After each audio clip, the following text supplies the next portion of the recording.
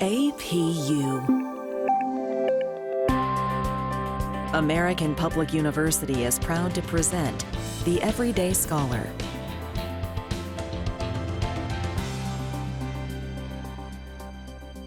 Hello and welcome to our latest edition of our Voices in the Field podcast series, brought to you by the APUS Sports Management Program. My name is Jim Reese, and I'll be your host for today's podcast, along with my fabulous co-host, Dr. Brittany Jacobs. Hello, Britt. Hey, everybody. And now we will be joined by our special guest, Mr. Donte Hewlett. Donte is the general manager for Lucky Strike in the Durham, North Carolina area. Donte, welcome, and thank you for taking time to be with us today.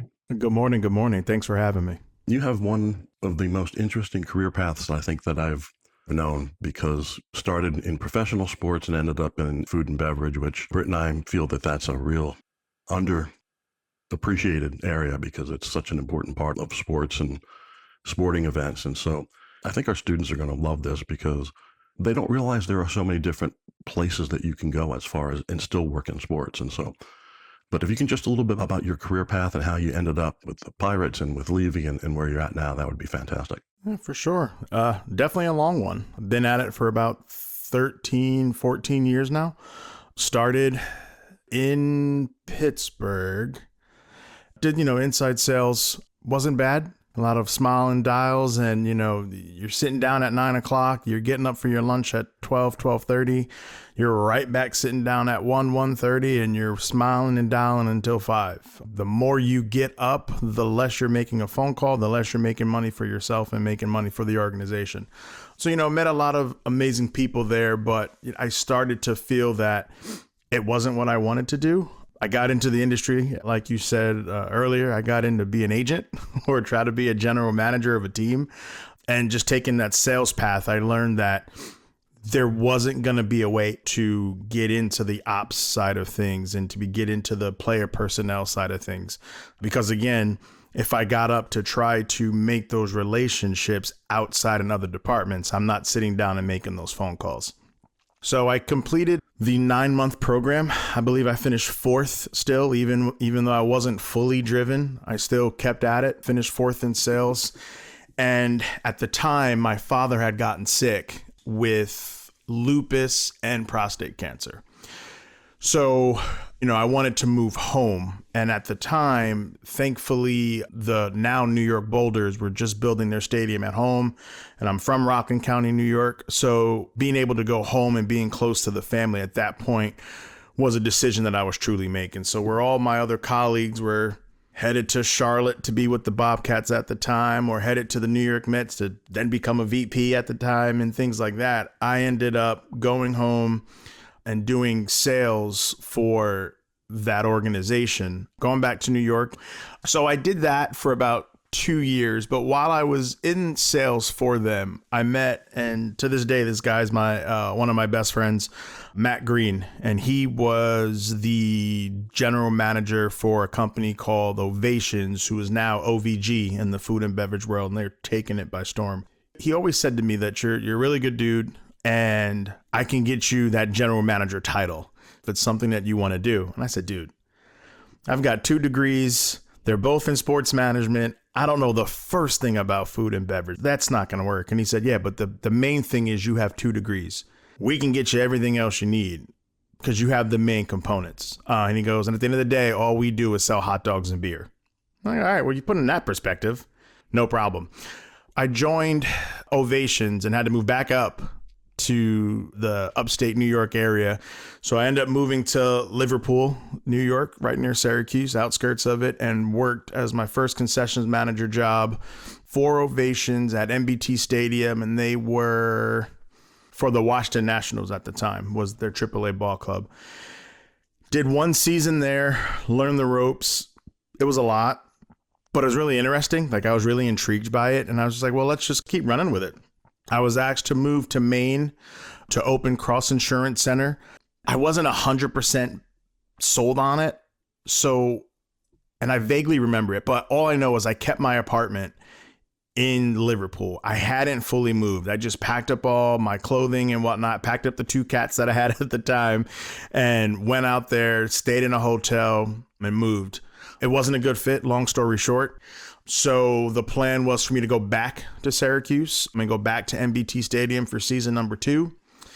I packed up the little Scion at the time, drove all the way back to Syracuse, was ready to start the season. And the GM that was there at the time that I thought I worked well with, he just said, I have to figure out how I'm going to get out of Syracuse. So I need to have someone that's more versed in the industry. Pretty much, it was just like, I can't teach anymore. Like, I need someone that can come do this so I can get out. So at that point, I was looking for salaried roles with Aramark. And I actually didn't know Aramark had a food and beverage division. So I ended up interviewing for Citi Field, and they hired within. Interviewed for the Cleveland Zoo, which I was like, it's not sports, but it's a salary job. Let's go for it. They hired within as well. The recruiter called me and said, hey, Las Vegas 51's just opened up at Cashman Field. Your resume be the first one that they see. How about that? I'm like, gosh, that's far. But I said, no problem.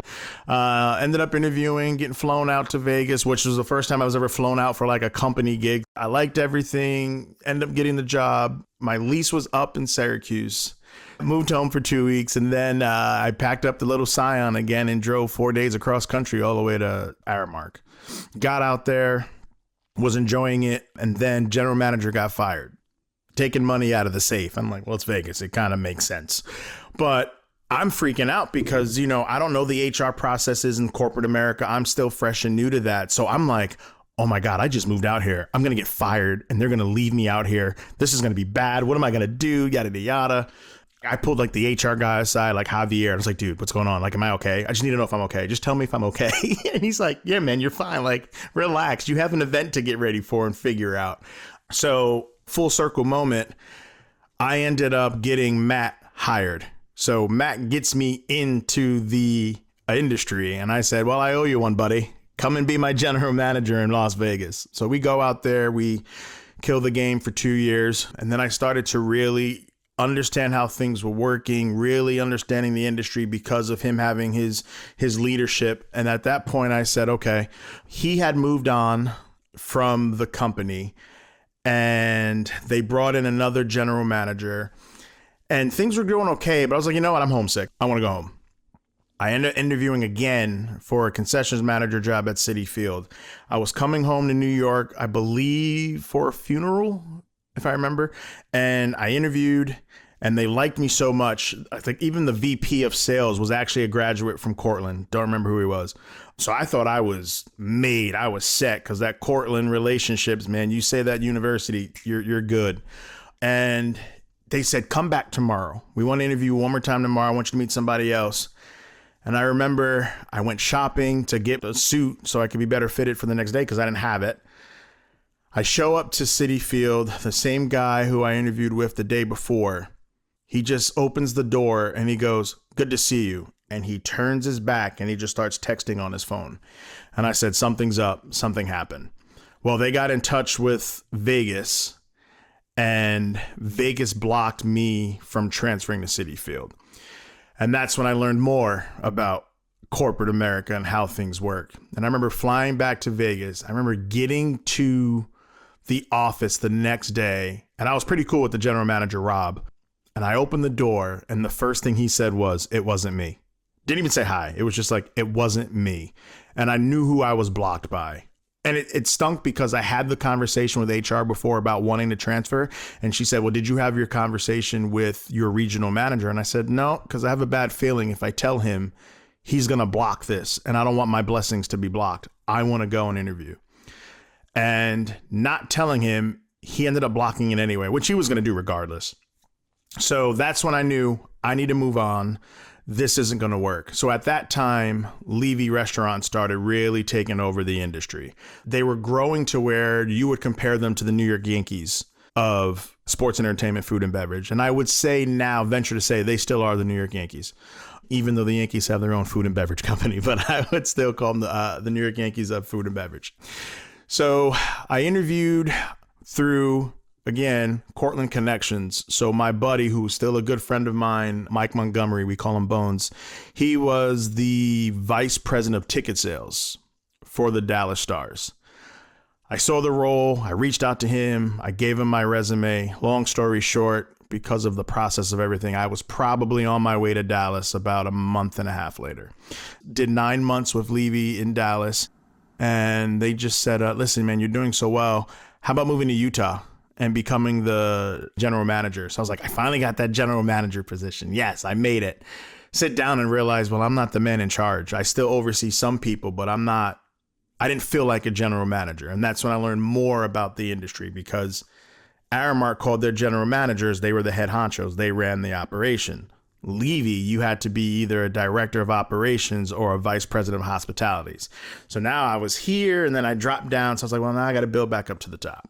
I went out there, different experience, wouldn't change it. Not as bad as people say Utah can be. And I got blessed with the weather that year, so it wasn't too much snow. But again, a little bit of homesickness, a little bit of still wanting to grow. A position opened up at FedEx Field, where at the time the Redskins, now the Commanders, now the Washington football team, where they all play. I started asking around within the industry because I had, being there for 2 years with Levy, I met a lot of people and they just said, don't go there. It's career suicide. It's our worst property. That's not where you need to go. Leave it alone. Don't leave. No. And then I said, no, I'm going to take the challenge. I have a ton of family in Maryland. This feels like it's the right move. Get ready to move on over to Maryland. I hire a moving company. Figured it out, so I thought. I moved to Maryland. Come to find out, all my belongings are stolen. The moving company took everything head to toe. Only thing I had were my 2 new cats and my clothes that I packed to get down there. But anyway, move out there. I get to FedEx Field. My first event there, like 3 weeks later, not even. I think it's like a week later, was Taylor Swift. Doubleheader, 2 days in a row, sold out. And there's not much for me to do, just learning the demographic and learning where I am. And just sitting and watching everything, I just said, I made a big mistake. I shouldn't have come here. This isn't for me. But I'm not a quitter. And there's a wrestler, John Cena. I'm still a wrestling geek at 41 years old. And he says, never give up. And I still actually live by that. And I powered through that. And I really latched on with our HR at the time. Her name is Real Thornton. And to me now, she's Auntie. And we, along with a few other key components, we really changed that property around. The contract was terrible. The company wasn't making the dollar. And I remember being told, Donte, if you can make $1 for us, I will allow you to take that dollar out of the safe hanging up in your office. Needless to say, I was able to make that dollar, but because of COVID, there was no more cash. The industry went cashless. But before I left and got promoted to Louisville, the company was making it more than $1. The hardest 4 years in my career, because dealing with ownership, and the ownership back then was still Dan Snyder. So dealing with them and how they operated was tough. Dealing with the demographic was tough. But ended up getting promoted to move to Louisville. And I was director of operations. So I finally was able to run my own property. And I said, yep, I'm going. Moved out there. I was there for a year. And I think the biggest mistake in my career was this next move. A company came out to me, and I won't mention them because that's just my dislike for them that heavy.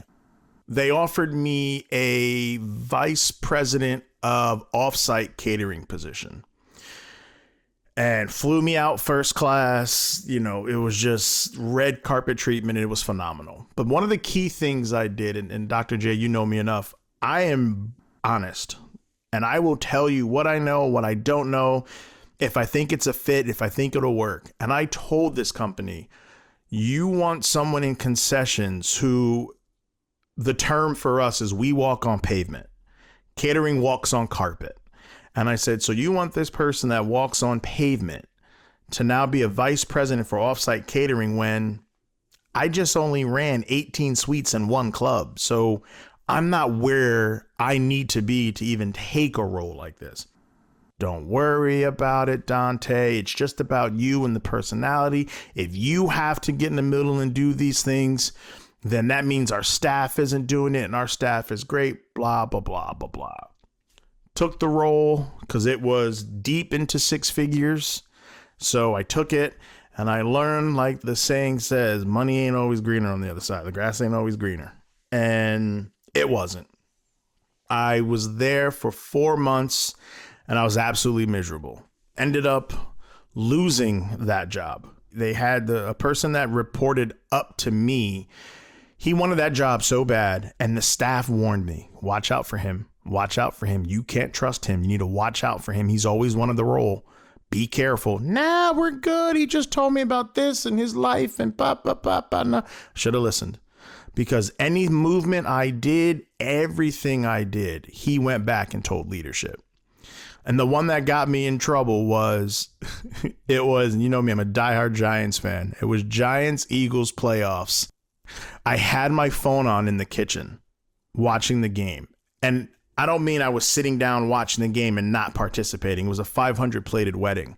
So I just had it propped up, listening, watching, plating. Here we go, here we go, here we go. So it's not like my focus was on there. But this gentleman went back and told leadership that I had it and I was watching the game and so on and so forth. And it was just like, but you're the vice president and this is the tone that you set, which again, concessions world, in the kitchen, we got music playing. So it just didn't resonate with me. But regardless of the fact, they let me go, told me I can get unemployment. They blocked the unemployment. So then it was just like, all right, back to the drawing board. And there's one thing about me, you're not going to keep me down long. And my resume stands for itself on that. Got a job probably not even a month later, because when I took the role in Atlanta, I was already talking to Delaware North about moving back up to New York to Buffalo to run the Key Bank Center. By the time I got into my 8th interview, it was now just choosing who's going to give me a paycheck quicker. So that's why I had chosen Atlanta over waiting to see what happens with the Buffalo role. So fast forward, I reached back out to the recruiter and we had such a great relationship. His name is Jason. He said, no, we got something for you. Director of Ops in Nashville. How about Nashville? Sure, no problem. Had a Cortland buddy that lives in Nashville still, Jeff. So I said, yeah, I'll head out there. Went out there for almost a year. Still wasn't a good fit. For me, if my leadership isn't strong and my leadership isn't where I personally need it to be, we're not going to work. And those are decisions that I'm now starting to make when I'm taking these roles. So I ended up leaving that company, Delaware North, and took a role here where I'm at now in North Carolina. And it was, at that time, it was either lucky strike to move back to Maryland, or it was Aramark to go run food and beverage at the University of North Carolina. University of North Carolina, it sounded great, and the salary was better. Went out there, came out here, absolutely loved it, was doing it for 8 months. There was change in U.S. leadership, which led for decisions to be made, and I ended up losing that job. I was home not even 3 weeks before I started deep interviewing with Lucky Strike. And funny enough, I was actually interviewing to go back up again to Maryland. And while talking to the recruiter, I was like, listen, I'm looking for a general manager role. I'm looking for this salary range, which is still not where I should be because I know my worth, but we got to start again. The recruiter was so nice. She ended up reaching out to the recruiter down here and said, you should probably want to talk to him. He's literally in your backyard. He's 20 minutes away. Your position's, in Durham. So it's perfect for you to talk to him. Interviewed with that recruiter, went well. Interviewed with the district manager. She's from New York. So she's from Oswego. So we hit it off without a problem. Needless to say, that's where I'm at now. So I'm still in the middle of my training, general manager in training. I actually board a plane in 5 hours to head to Phoenix for my last set of core trainings with them. Have to pass a test, have to score over an 80. And once we do that, I can drop that IT title in training off of my title and continue to roll. So it's been a heck of a ride. Probably wouldn't change it for anything. I think it's a fantastic story. I love telling the story. I actually cut the story back a little bit, but I love it. And I think everyone needs to hear it because I think the biggest thing is just to never give up and know your worth. Please stay with us. We'll be right back with our special guest, Mr. Donte Hewlett. At American Public University, we believe that everyone should have access to a great education. It's not a privilege reserved for the few. And we believe higher education must come with lower tuition. Because when more doors open, more lives change. American Public University, within reach, without limits. Online classes start every month. Learn more at AmericanPublicU.com. Thanks for staying with us. We're back with today's guest, Mr. Donte Hewlett. Let's get back to the discussion. Absolutely. And I'm going to let Britt jump in here in a second, but the value of just think of all the things that were included in there. You're talking about politics. You're talking about going where the opportunities are. These are things we tell students. You have to go where they are.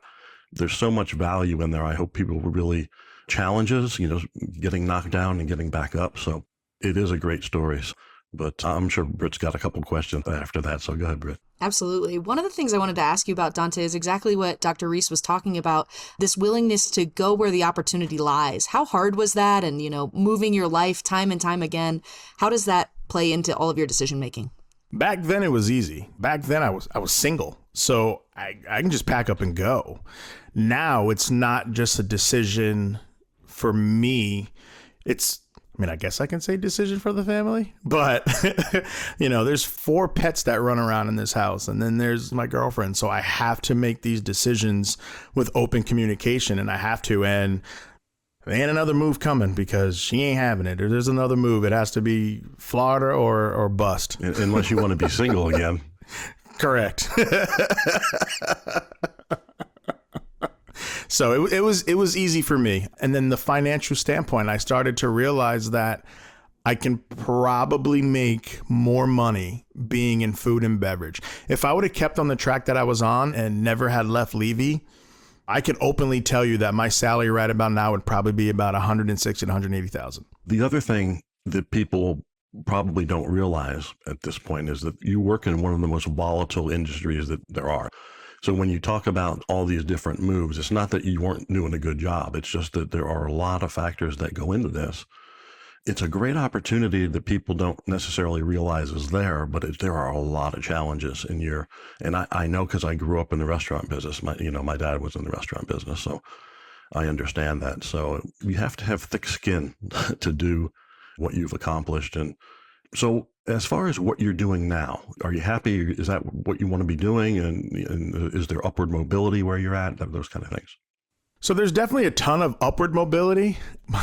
Just had a conversation with my boss about it the other day, and I told her I could probably give her about 3 years. That next move needs to be either somewhere where it's more salary or a promotion where I'm myself a district manager.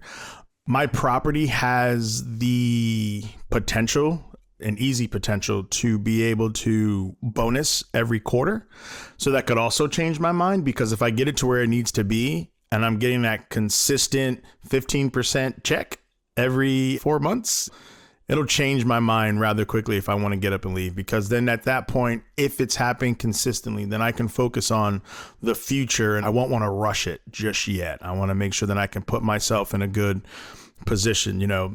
One of the things that's like on my list to do is to buy a house. All my friends have houses and this and that. And I'm like, I'm tired of renting. I want to buy a house. I want to go through that process and see what it's like. I want cheaper rent, which would be a mortgage. So if I can start figuring that piece out, then I may not want to leave. And I've always wanted to live in North Carolina. So I absolutely love being here, and it's fantastic. So, we'll see where it goes.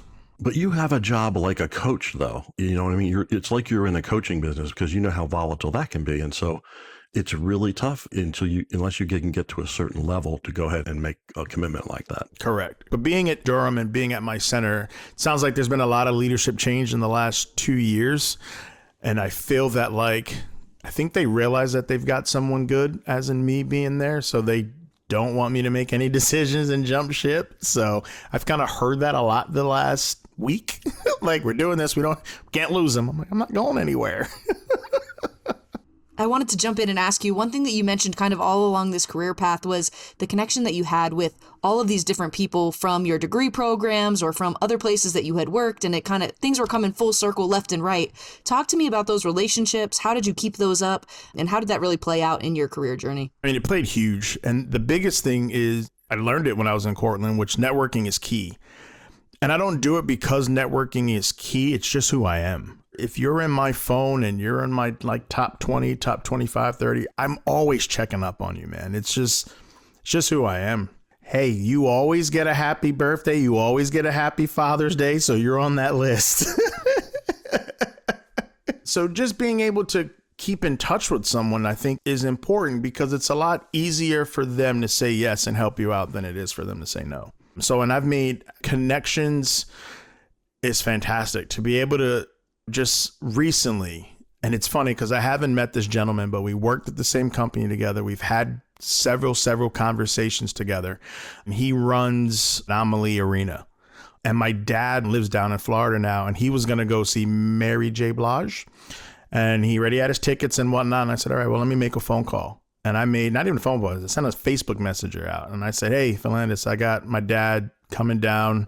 Would you mind? Is there anything that you can do, take care of him, so on and so forth? And he gave my dad, I think, like $3 $50 food and beverage credit cards. And my dad didn't have to spend money being in the arena. So for me to be able to just make these connections and make phone calls and get tickets when I want them and get upgrades and get the food and beverage when I want them, I can't ask for anything else there. So connections are key. Britt and I talk about this all the time, and everything in life is based on long-term relationships if you're going to be successful, not just career. It's all about networking. I don't think that we can emphasize that enough in our classes. But this is a different generation now. Because of social media and phones, there are some skills that aren't there with some of these folks that we've got to. And I think it's just because of being disconnected and doing things with technology instead of doing them face to face. And so that's a little bit of a challenge. Are you seeing that as well? A little bit, but it's funny because you would think it would be easier now with having so many outlets to go to. I mean, I have Cortland students that I've never met, that I don't know, that follow me on Instagram and that follow me on LinkedIn.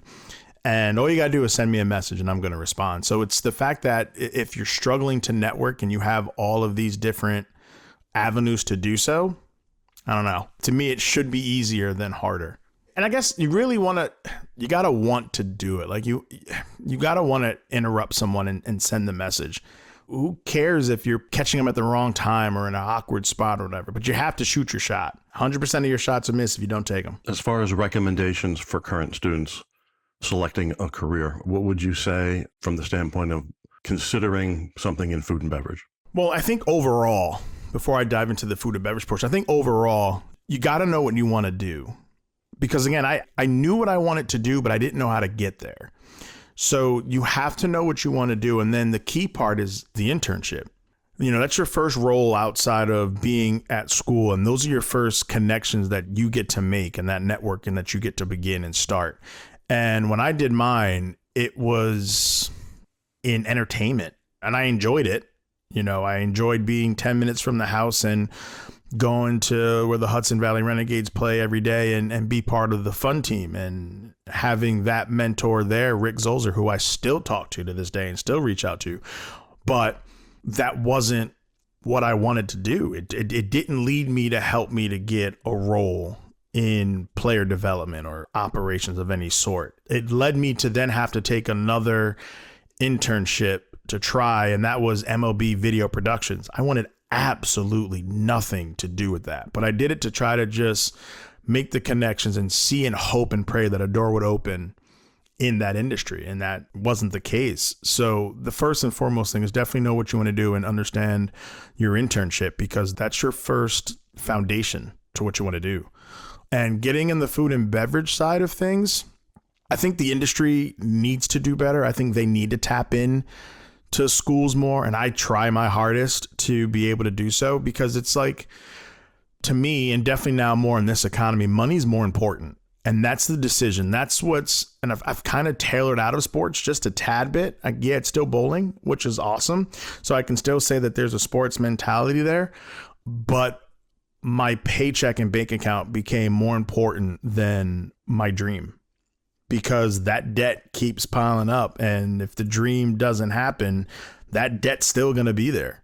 So I think we in the food and beverage industry have to do better, and we have to think outside the box. It doesn't have to be someone that's coming from a culinary institute. I was able to get someone hired from Cortland in finance with Levy, and she did it for 2 years. And now she's still in finance and whatnot. So there's a way, there is different departments within food and beverage that you can use if you even have a sports management degree. So that's where I'm all money driven now. And so that's where I want to help out. You know, that's the advice for students today. To me, it's try to figure out how you can fill your pockets. And if it's not like a huge thing for you to where, you know, you feel that you can survive and go through the sales process and go kill it in sales, go right ahead. I mean, look at our buddy, Doughboy Kenny Caperta. He's just has that killer sales mentality to where now he is a realtor and he's a vice president for Live Golf. Like, so if you have it, you have it. And I know I have it and I know I can do it because I've done it, but my heart just wasn't there and the hours weren't there. Now I'm being told, hey, listen, man, you only got to work 48 hours, maybe 60 hours a week. You have to have 2 days off. You don't get that in sports. It's not guaranteed. So again, grown man life decision starts to happen at some point. You know, I've told this story before, and, you know, when I was getting ready to leave the Broncos, Rick Nichols sat me down and he said, you know, I think you've got a great future in the NFL if you want to stay. And I said, you know, Rick, you're a senior vice president and we're working the same number of hours, 70 hours a week. He goes, yeah, that's true. And so I said, you know, this professor thing is very family friendly, and it's a different way to try to make an impact. It was something that was really attractive. But at some point, you have to look at that when you get to a certain point and say, you know, what doors are opening and which way do I need to go that makes sense for me? Speaking of Kenny, we're sending a couple students to work the June event in D.C. for Live Golf, which is nice. And I know leave some time for Britt here, but the politics part of what you explained is it's really difficult. You can't get away from politics no matter where you go, but you have to learn where the sharks are, who you can talk to. I know Rick in Denver, he used to send us down to do the worst jobs, paint the stadium, clean the toilets, all that kind of stuff. And he had to spy down there, and whoever complained, he knew that person wasn't the right fit. He wanted people that were going to come back and say, finish the job, what else you got for me? You just have to learn the landscape with politics. Sometimes keeping your mouth shut is a good thing until you learn the environment. And so how difficult was that? I mean, it sounds like you're still, like I said, that's a rough industry and you're still learning that process. I'm absolutely still learning the politics of things. I don't even like politics in our normal day life. I'm not a fan of it. I see myself paying attention to it more, kind of. And now that mom's retired, that's all she does is watch the darn thing. So now I'm stuck having to hear it when I call, but it's tough. It's really hard. And knowing that those presidential politics affect the politics in a food and beverage industry, just to this day, it just blows my mind. You can't keep your head down. You have to be a part of it. I remember I know there's people that say, you know, I don't want to be in the drama or whatnot. And I go, no. I'm not saying be in the drama, but know the drama. As long as the drama's not mine, I'm good. So knowing and hearing everything that's around you, it's key. You can't be blindsided.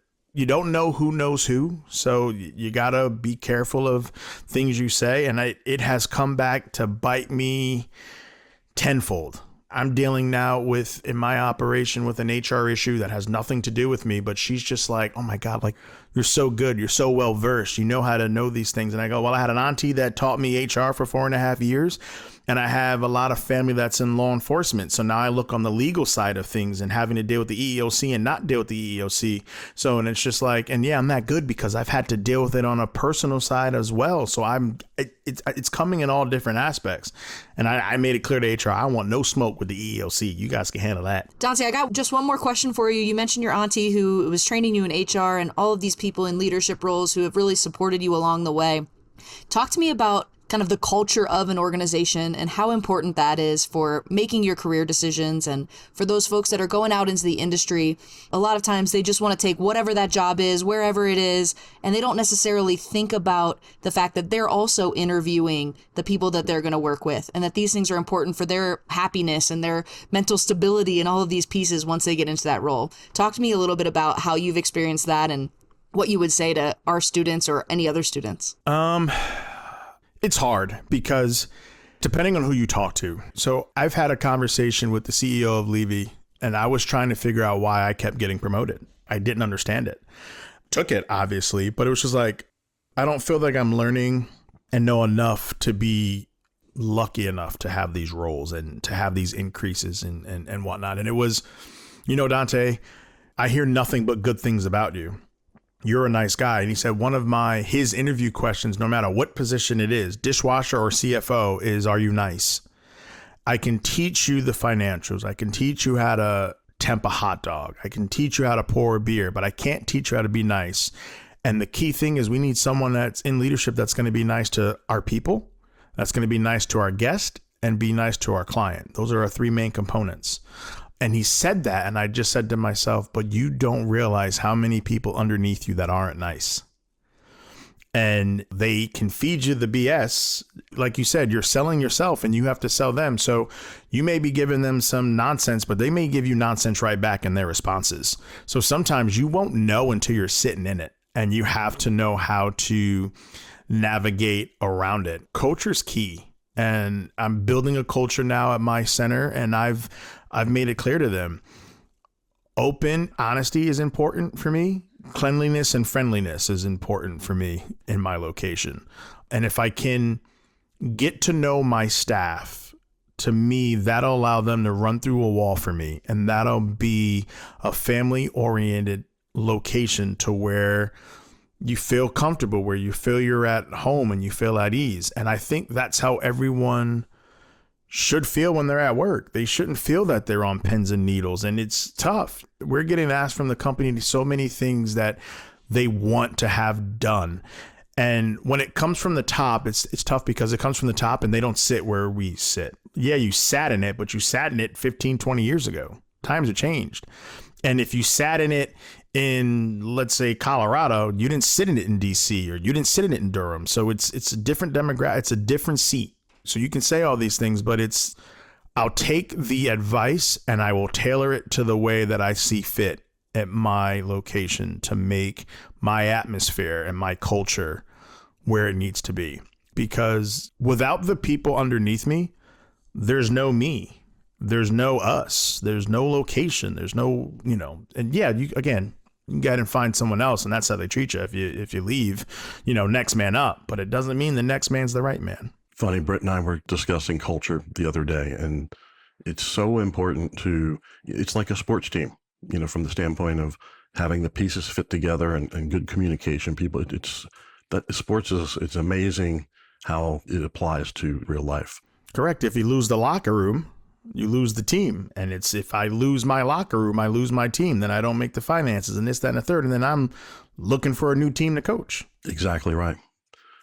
Well, listen, we're winding down here. Britt, any last questions for Donte before we wrap things up? No, this has been wonderful. Thanks so much for joining us, Donte. Oh, you're welcome. Hopefully students will learn something from this. And, this is a great area, even though it can be challenging at times, for people to consider. And like I said, I grew up in the industry and I know there's a lot of great things about it. And so I'm glad you were willing to come on and share your story with us. We really do appreciate it. Any last words for students getting out to building their resumes? Anything before we? I mean, again, never give up and know your worth. Don't be afraid to ask for help. Don't be afraid to reach out to anyone to get where you need to be, because somebody knows somebody, and that's huge.